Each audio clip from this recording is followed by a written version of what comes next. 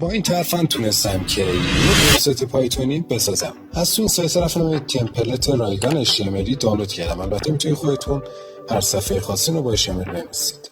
رفتم توی پایتون فلکس رو ایمپورت کردم، URL صفحه هومم رو بهش دادم و بهش گفتم که باید index.html رو لود کنیم. اما از کجا؟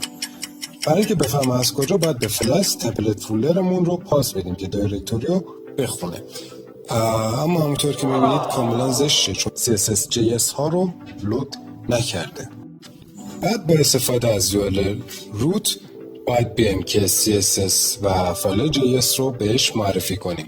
البته قبل از این قضیه باید به اون فلاسکمون استاتیک فولدر یا فولدری که فایل CSS و عکس و JS اون هست رو معرفی کنیم و در نهایت که میبینید اینجوری شد. البته این رو یادم رفت.